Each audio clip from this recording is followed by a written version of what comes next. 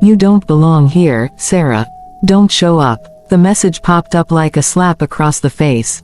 I stared at my phone, still holding my coffee. The Delacroix family reunion was set for Friday, at the Crescent Regency, the most luxurious hotel in Atlanta. And they were warning me not to come. No failures allowed. I leaned back in my chair, my eyes drifting toward the wide windows of my office on the 40th floor. Atlanta's skyline sparkled beneath the setting sun. The Crescent Regency wasn't just a venue. It was mine. They didn't know that. No one in the Delacroix family did. To them, I was still Sarah Smith, the girl who dropped out of med school at 25. The one who, wasted, her life scrubbing hotel bathrooms and folding towels. They never asked what happened after I left. They never wanted to know. Another message pinged. "Andrew, Mom says don't wear that old maid uniform. It's not cute anymore." I rolled my eyes. My assistant's voice buzzed through the intercom. "Ms. Smith, the Devo family signed off on the Miami transfer. And also, the Delacroix reunion is booked for the Regency Ballroom. Platinum champagne package." I smiled. "Aunt Jenny's been bragging online about booking the classiest hotel in Atlanta," I said aloud. "Should we add it to their invoice?" Janelle asked. "Not yet," I replied, straightening my navy silk blouse and smoothing my Armani blazer. "Let them believe it's free. For now." 10 years ago, that text would have broken me. I had nothing then. No degree, no support, just shame and a cheap uniform. I started from the bottom literally. Housekeeping, front desk, night shifts, back-to-back double shifts just to make rent. But I learned. I watched. I studied. 3 years later, I bought a tiny rundown inn in Savannah. Within a year, it had 5 stars and was booked out months in advance. I built my hospitality group from scratch. Now, we own 11 resorts from Georgia to Miami, including the Crescent Regency. I looked up at the portrait behind my desk, me shaking hands with the Crescent family the day I acquired their brand for $280 million. A name they spit on, now etched in gold above their heads.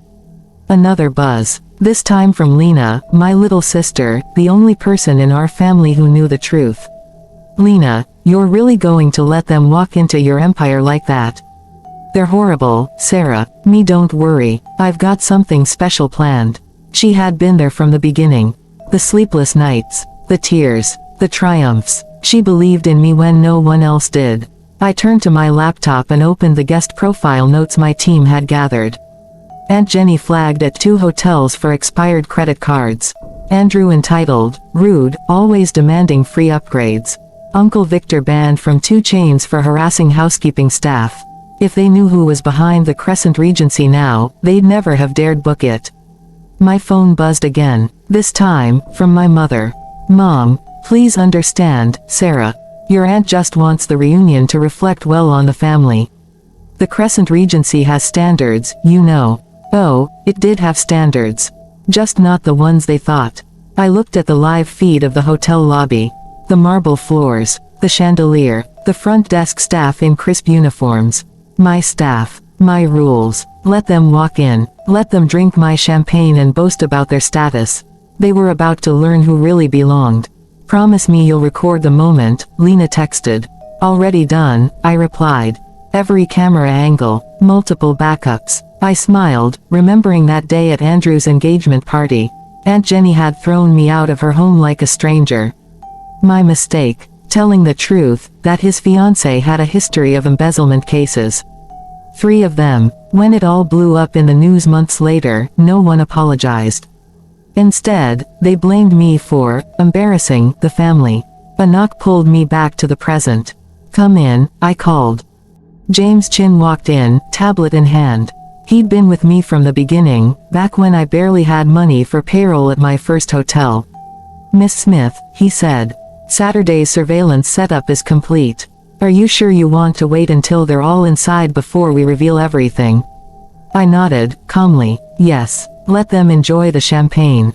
Let them feel like they've arrived." James grinned. He knew. He'd seen me work 16-hour shifts, sleep on office floors, and skip holidays to clean rooms alone.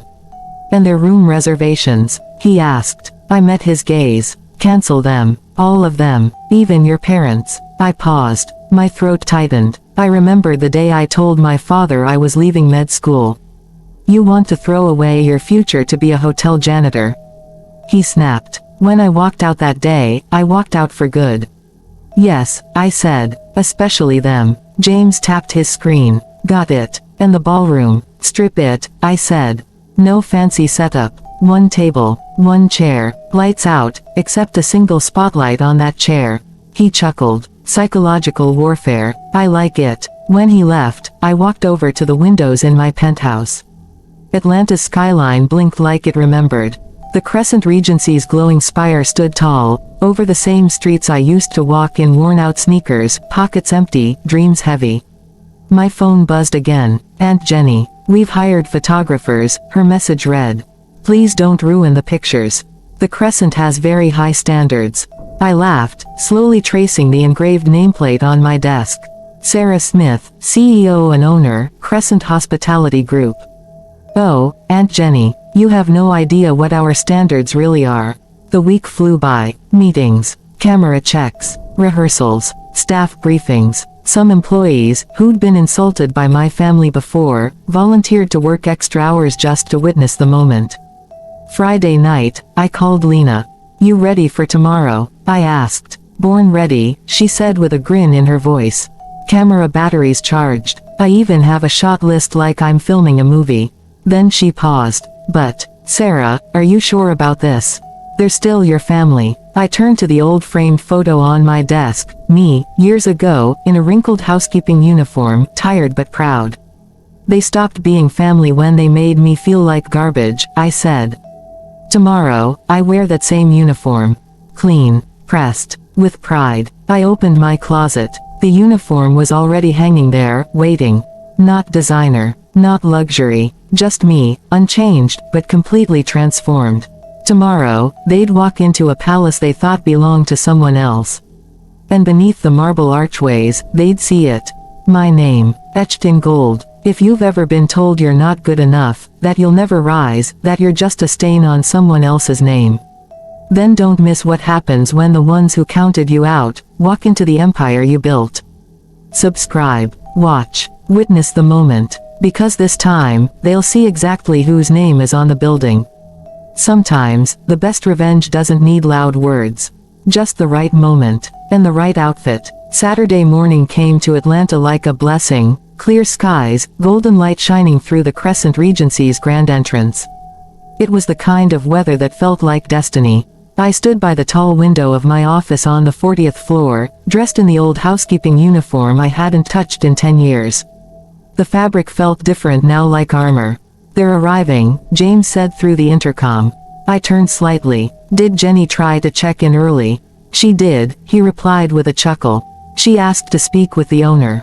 I smirked. And you told her the owner would be making a grand entrance? Word for word.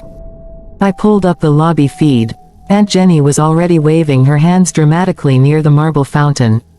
Her voice was loud. Too loud. Cousin Andrew stood beside her, glued to his phone, probably typing out a furious Yelp review. Then came my parents. My father, still walking like he owned the world. Cold eyes, stiff suit. My mother had pearls around her neck, borrowed, no doubt. She always borrowed to look the part. The ballroom is set, James said. One table, one chair, spotlight, just as you requested. And the binder? I asked, glancing at the thick folder on my desk. All inside, he confirmed. Every mean text, every backhanded message, every photo and record of how they treated you. And the ownership documents, all signed and sealed. Perfect, I said, picking up my phone. I typed a quick message in the family group chat. Hope you all enjoy your time at the Crescent Regency. The service here is excellent. The replies came flying in. Jenny, how would you know? They'd never even let you in the lobby. Andrew, go back to scrubbing toilets. Mom, Sarah, please. Don't embarrass us again. I watched them laugh. They still thought I was beneath them. Phase 1, I said into the intercom. Downstairs, my staff, calm, firm, and unshaken, began denying their check-ins. I'm sorry, your reservation has been cancelled. No, sir. There are no other rooms available. No, ma'am. The owner isn't available right now. Aunt Jenny's face turned red. She started shouting. Victoria, my cousin, started crying the moment she found out there'd be no suite for her to get dressed in. My father, full of rage, threatened legal action. The Crescent Regency has excellent legal counsel, sir, the receptionist said calmly. Phase 2, I said, watching the meltdown unfold. Now came the escort. Our concierge, well-trained and respectful, guided the frustrated Delacroix family toward the ballroom. They expected gold decor, fine music, champagne towers. Instead, silence. They walked into a dark hall. No flowers, no music, just one single spotlight. On one chair, empty. Voices dropped. My mother's voice broke the quiet. There must be some mistake. No mistake, Mrs. Smith, James said from behind them. The owner asks that each of you step into the light. One at a time. Jenny's voice cracked like glass. This is disgusting. Do you know who we are? I demand to speak to the owner. I took a breath and pushed open the ballroom doors. Calm, straight-backed. My worn uniform starched and proud. You already have, I said. Gasps filled the room like thunder. Eyes widened. Jaws dropped. My father took a step back. Jenny's face twisted in shock. Andrew froze mid-scroll. I walked into the light, letting them all see me. Really see me. The same girl they laughed at. The one they pushed out. Now the woman who owned everything around them. I set the binder on the table and flipped it open. Let's talk about standards, shall we? The silence was heavy, like someone had dropped a thick curtain over the room. Every single head turned toward me. 40 shocked faces. And there I stood, wearing that same housekeeping uniform they used to mock. I held the folder close to my chest and took a slow step forward into the spotlight. Sarah, my father's voice cracked. What are you doing here? Why are you dressed like? He couldn't even finish. Like what? I asked softly, stepping further into the light. Like a maid. Like someone beneath you. Like someone you disowned because she didn't want to be a doctor. Aunt Jenny tried to step in. If this is some kind of joke. It's not, I cut her off. Watching your faces when the front desk canceled your rooms. Honestly, it was a highlight of my year. They all stood frozen. I'm not here for laughs, I said calmly. I'm here for truth. I stopped in front of the chair under the spotlight and placed the folder on it. My eyes scanned their faces, embarrassed, confused, angry. The Crescent Regency does have high standards, I said clearly. We don't serve guests who scream at staff. We don't honor expired credit cards. And we definitely don't cater to people who mistake money for character. Victoria gasped, almost whispering, but, you're just the maid. I smiled calm, proud. No, I'm Sarah Smith, owner of the Crescent Regency, and CEO of Crescent Hospitality Group. We run 15 luxury hotels across 3 continents. I let the folder fall open on the chair. It landed with a sharp snap. Let's take a walk down memory lane, shall we? I pulled out printed screenshots, text messages, emails, online posts. My voice steady as I read. The message where Jenny laughed about me, cleaning toilets forever. The email from Andrew mocking my first in as a roach motel. The family group chat where my parents pretended I didn't exist during holidays. This is fake, my mother said quietly, her voice shaking. What's fake, Mom? I asked. That the daughter you told everyone was a failure, now owns the ballroom you're standing in. That the girl you wouldn't let come to Thanksgiving, now has the keys to the entire hotel. They said nothing. Jenny finally croaked, but the rooms, the event. Cancelled, I said coldly. On my orders, just like your reunion. No one dared speak. Here at the Crescent Regency, I continued, we don't host events for guests who insult service workers. You don't meet our standards. Andrew's voice rose. You can't do this. My friends are coming. This is humiliating. Humiliating. I stepped forward, like being told I was a disgrace to the family. Like watching you all celebrate without me for 10 years. You had no problem humiliating me when I had nothing. I turned toward the back of the room. Security. James stepped forward with his team calm, collected, ready. Escort them out, I said. If they resist, we have footage. If they cause a scene, we've got documents from every hotel they ever disrespected staff in. And if they really want a show, I paused. The press loves a good story. Sarah, wait, my father took a step. No, I said firmly. Where was this concern when I was scrubbing hotel floors at 3 a.m.? When I needed help, when I took out loan after loan just to survive. He looked away. All of them did. James and the team began leading them out. Their protests echoed through the ballroom, mixed with tears and footsteps. A sad little parade of pride and regret. Oh, one last thing, I called after them. That champagne you ordered, the one you thought was free. You'll each be receiving a personal bill. With a service charge. The doors closed behind them. Silence returned. A moment later, Lena appeared from behind one of the tall pillars, camera in hand. That was legendary, she said, grinning. But seriously, are you okay? I looked around the room, huge, beautiful, mine. The same room they once said I'd never belong in. Now, I owned it. I smiled. I'm perfect. That evening, I changed out of the uniform and stepped onto the rooftop lounge. The Atlanta skyline glowed gold and orange, the sun dipping low behind the city I now helped shape. My phone buzzed over and over, calls, voicemails, long texts. Some were full of anger.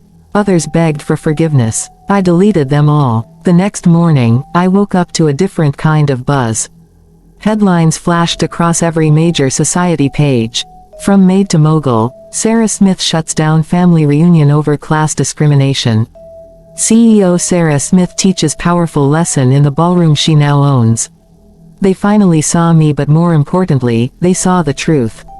A week passed. Then, quietly, an envelope showed up at the front desk. No return address, just my name written in careful handwriting. Inside was a letter. Fancy letterhead. Delacroix, Carr and Keene. My family's proud old law firm. An invitation to join. As a named partner. I didn't even blink. I sent a uniform back in the return envelope. No note, just a sticky tag that read, "No thanks. I prefer owning buildings, not just renting offices in them." The Crescent Regency didn't just survive, it thrived. Word spread quickly about the hotel's bold values: luxury, yes, but also respect, honesty, and fairness. I made a new rule. We hire people with stories like mine. People who started at the bottom. People who knew what it meant to fight. Every new employee hears my story not as revenge, but as a reminder. Success isn't handed down, it's built. Sometimes one shift at a time. Sometimes while scrubbing floors. Sometimes while everyone else laughs. One night, long after closing, I slipped back into that same old housekeeping uniform. Not for show, for myself. I walked the quiet halls of the hotel. The same ones I used to vacuum while my family made jokes about me. Back then, they thought I was nothing. But I wasn't broken. I was becoming. And now the world knows it. The Delacroix family, they never hosted another fancy reunion at a luxury hotel again. They couldn't. Word travels fast in our world. And the story of that spotlight moment. It spread. Some hotel managers even printed it and hung it in their offices. A reminder. Success doesn't always wear a designer suit. Sometimes it wears a name tag. Sometimes it carries keys. Sometimes, it owns the entire building. Now, during orientation, I walk new hires through the ballroom. I pause at the spotlight. The very same one I stood under when I told my family the truth. And I tell them the story. Not about revenge. About value. About knowing who you are even when no one else believes in you. I became someone no one expected. Sarah Smith. Hotel magnate. CEO. Founder. Not bad for a so-called failure, right? Hey, if this story touched something inside you. If you've ever been looked down on. If you've ever worn a uniform someone mocked. But you kept building anyway. Hit that like button. Share this video with someone who needs it. And don't forget to subscribe. This isn't just my story. It's our story. For everyone who started at the bottom and dared to rise. Drop a comment below. Tell me your story. What part hit home? Have you ever been underestimated, and proved them wrong? I want to hear it. Because your voice matters here. And your story deserves a spotlight too.